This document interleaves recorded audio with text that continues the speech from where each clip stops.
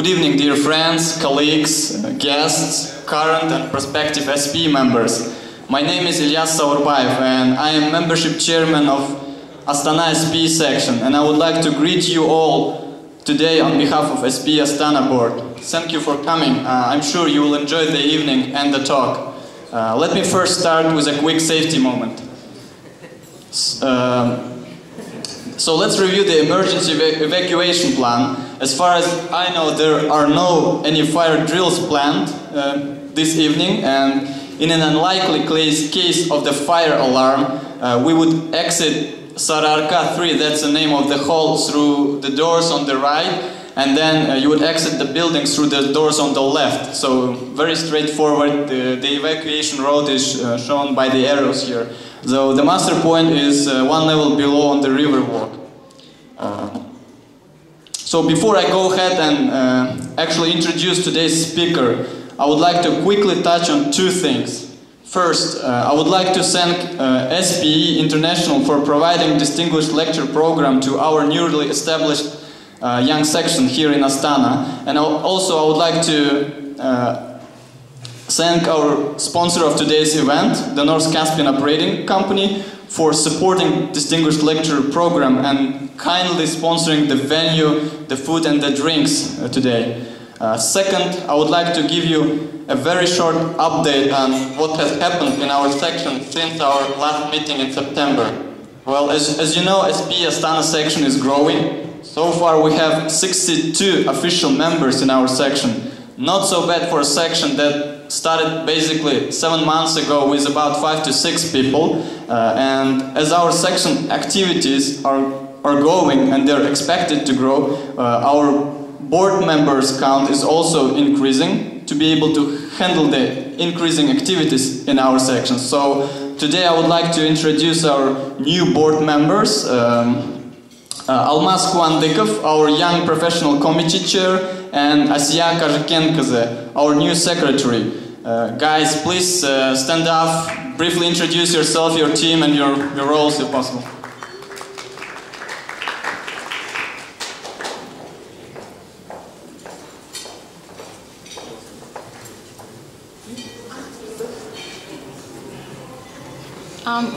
Good evening, everyone. My name is Asiya Kazhakenkaze, and now I hold the position of secretary.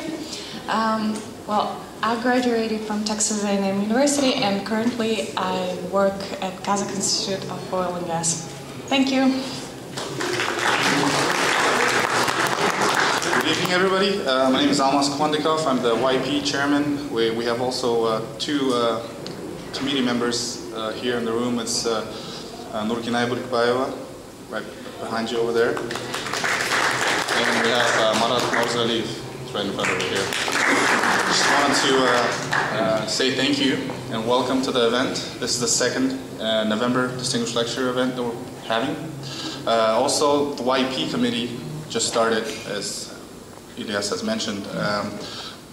We just wanted to raise awareness and I guess say what we're doing and what we're going to do in Astana. We're planning to have ambassador lectures, which is something where an SPE member could give a lecture at Nazarbayev University or have a different lecture besides the distinguished lecture. Also, we're having some social events where we're planning to meet up with some of the colleagues and have a drink on a happy hour kind of a concept on a weekday and just have a laid-back conversation.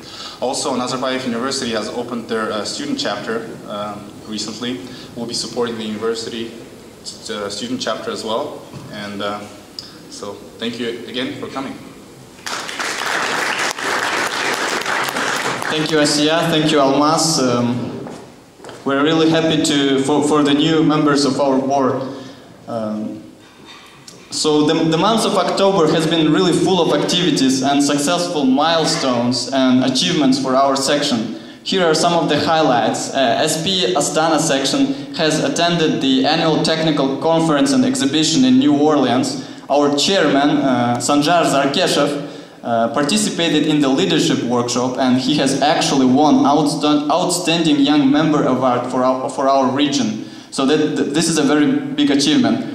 Also, we had a representation at another leadership workshop, which now was organized by the Russian and the Caspian regional section.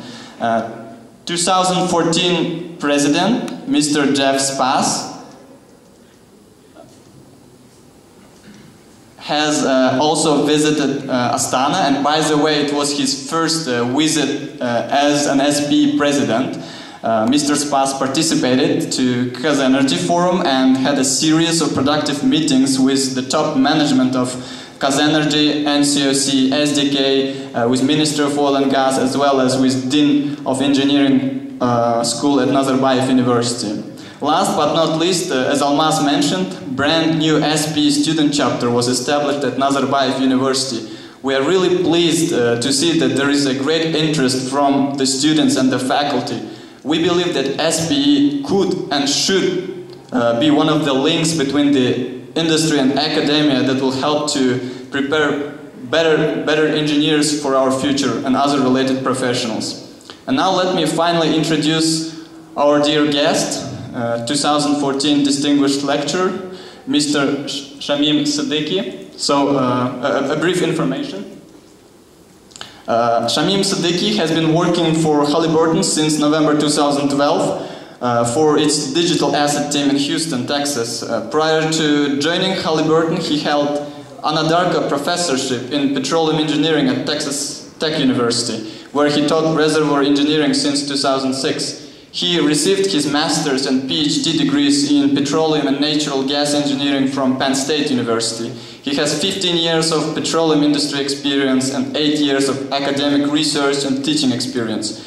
Before joining Texas Tech University, he held position of science specialist at Saudi Aramco Research and Development Center at Dhahran, Saudi Arabia, where he was also the CT scan group leader. Dr. Siddiqui developed several workflows and procedures in petrophysical CT scanning, which is a relatively new area in the core analysis. He holds 2 US patents. Dr. Siddiqui co-authored more than 60 technical articles and more than 70 reports. His research interests are in the areas of rock and fluid characterization, reservoir simulation, multi-scale reservoir processes, LBM simulation, and CO2 sequestration. He is a member of the Society of Petroleum Engineers, Society of Core Analysts, the Geochemical Society, and Sigma Xi. Since 1997, he has been serving as a technical editor for the Society of Petroleum Engineers Reservoir Evaluation and Engineers Journal. He has also reviewed papers for other petroleum-related journals. So please welcome Mr. Shamim Siddiqui.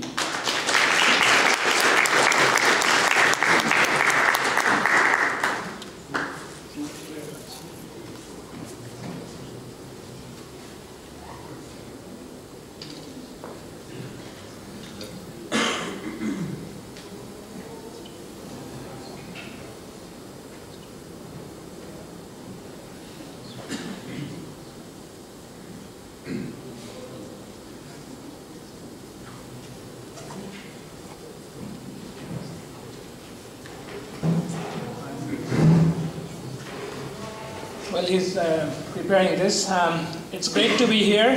Thank you very much for coming. I'd like to thank the SPE Astana Section for inviting me to this SPE Distinguished Lecture presentation.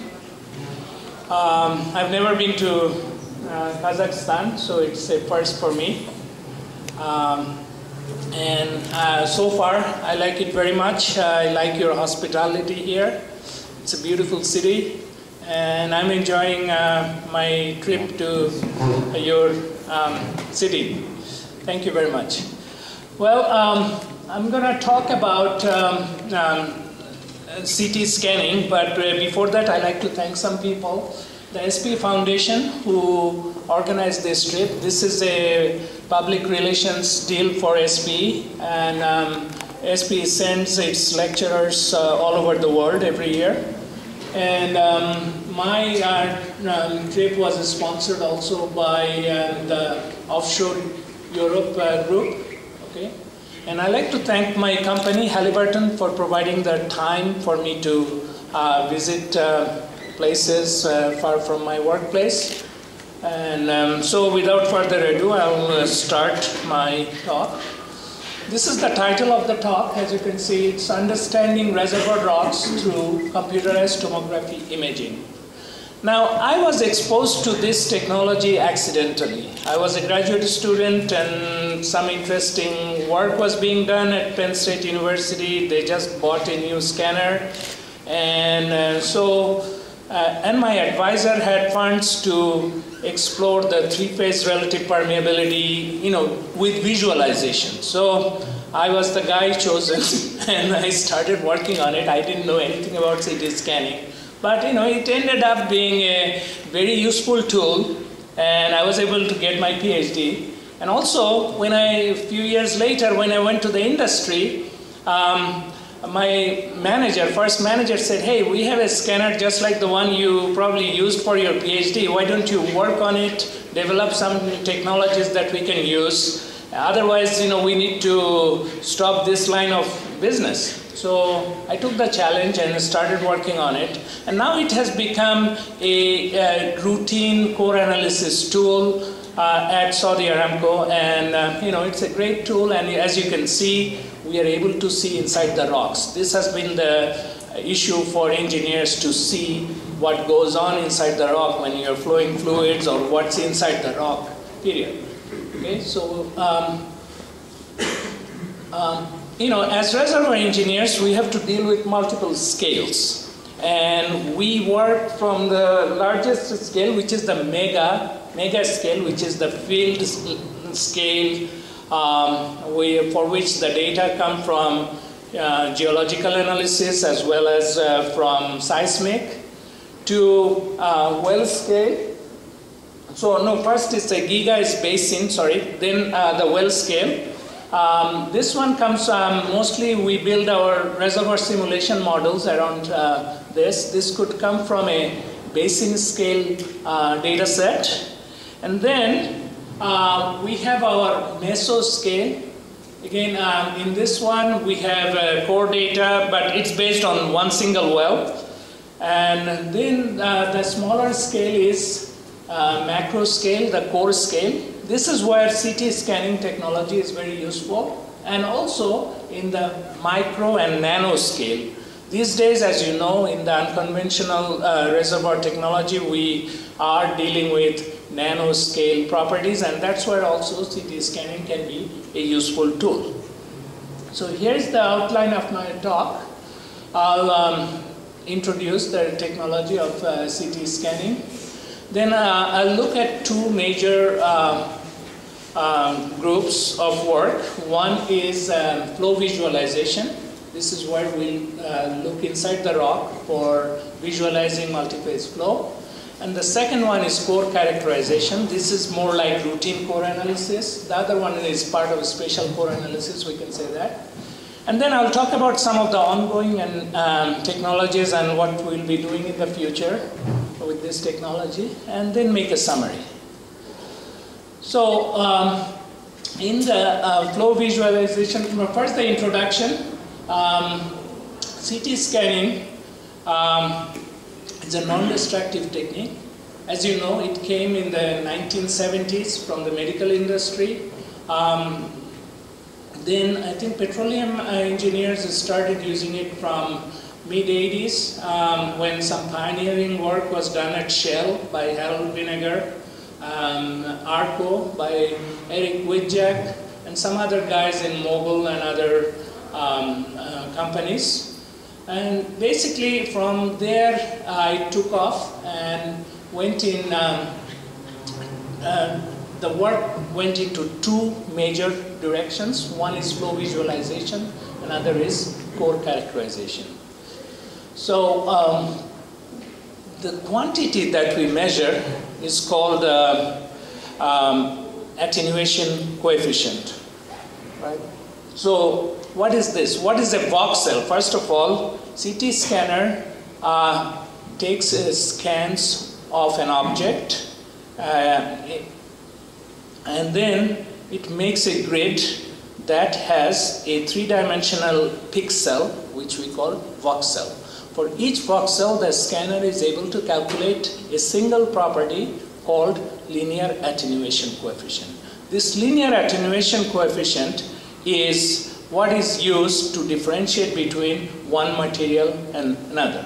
Okay, so this is the one property that it measures, and that same property is a function of both the density of the electron density of the object and also the effective atomic number, which is characterizes the which is a function of the molecule that's inside that object. Okay?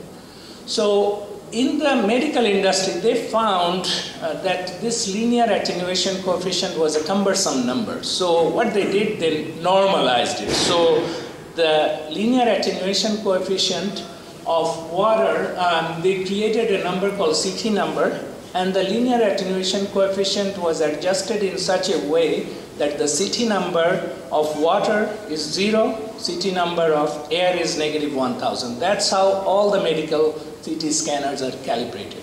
Now there is another group of CT scanners which are not medical CT scanners, and they have their arbitrary units. Okay, it could be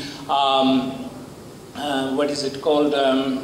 A color-based 256 color-based number, or some other arbitrary number. Okay, so but most of the CT scanners that we use in the industry for characterizing rocks are based on medical scanners, and they use CT numbers. So here's a picture of a CT scanner. This is an actual scanner that I had the privilege of using at my last job at Texas Tech University. This is a neurological head scanner. And this CT scanner, as you can see, we place the rock inside, and there is a patient table, as you can see in white. And then this one is a very fast scanner. Okay? It had a lot of detectors and one X-ray source. Okay? And I'll show you the cutout. And then it could take a scan every 2 seconds. The grid that it creates is 512 by 512 data matrix. Okay? And it could go up to 140 kilovolts. That's good enough for most rocks. Even if you put them inside a core holder, you can still scan it. The core holder has to be of some special material. Okay? And the gantry opening, which is the hole you see in the middle, that one is 32 centimeters, which is about 11 inches or so. Okay?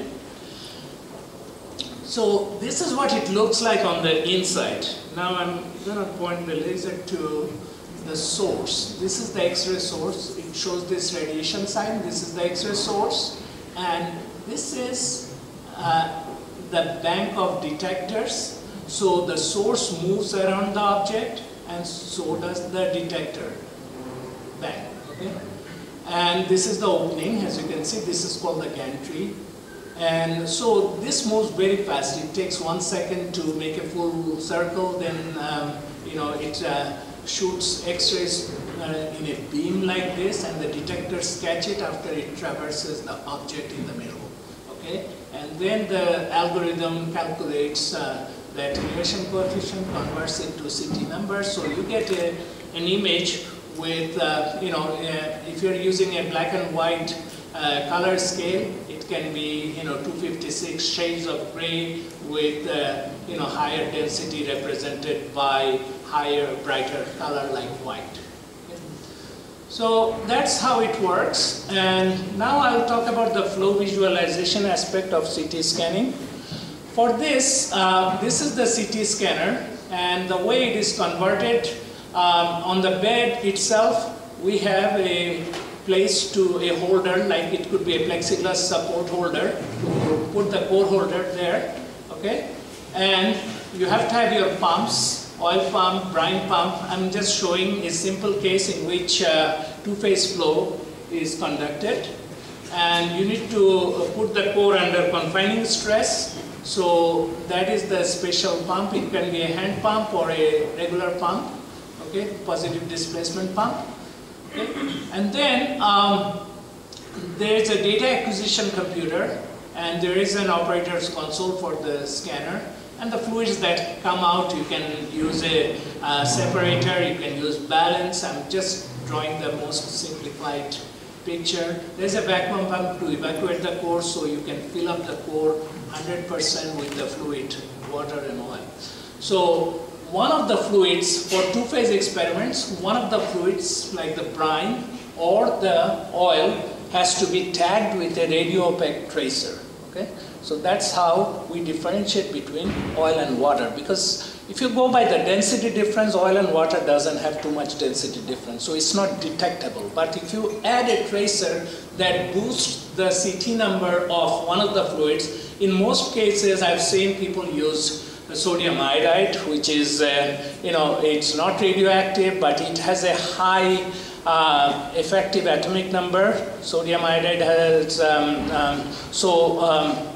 that iodine in the sodium iodide boosts the CT number, so it shows distinctly from the oil. And I'll show you an example later.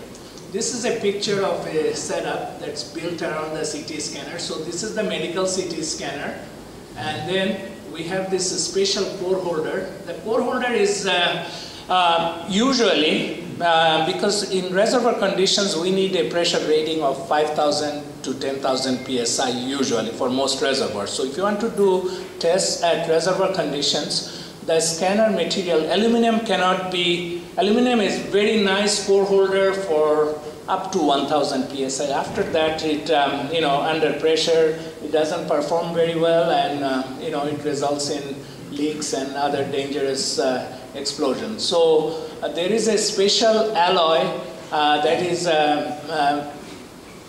manufactured by some companies, and I think Core Labs sells one, and that is also the core holder with this aluminum-based alloy in the middle. There is a wrapping made of carbon fiber, so that gives it the strength as well as the low attenuation, because you don't want the X-ray core holder to deflect all the X-rays that are coming towards the sample. Okay, so that's why we want a low attenuation material, and that's what is in the core holder wrapping.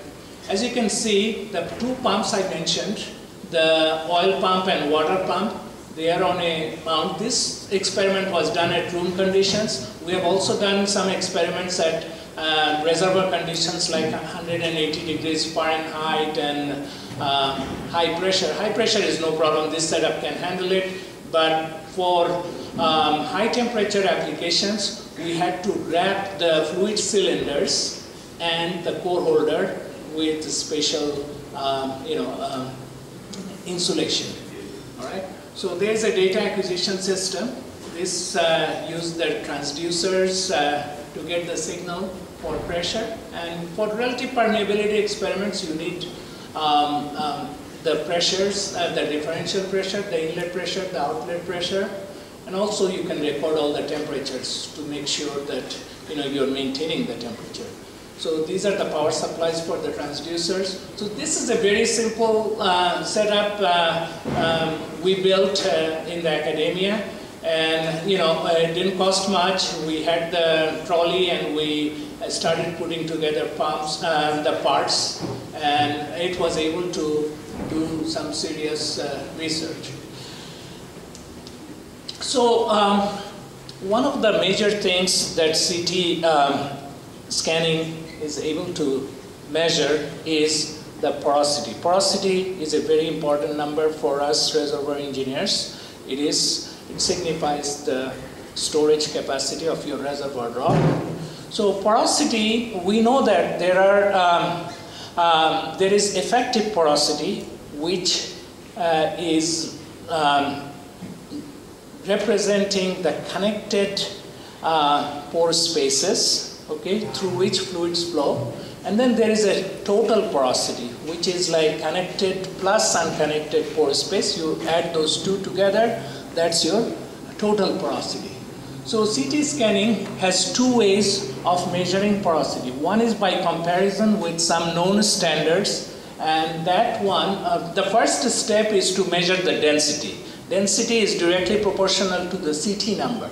Okay, so if we know the properties of some porous rocks and how they behave and what is their density, so we can use that to create our calibration table. That's what we call the standards-based method, in which you use your known samples and you draw a straight line between this data and the CT number for air and use that linear relationship to get the density. Once the density is known, we can use the classic equation of converting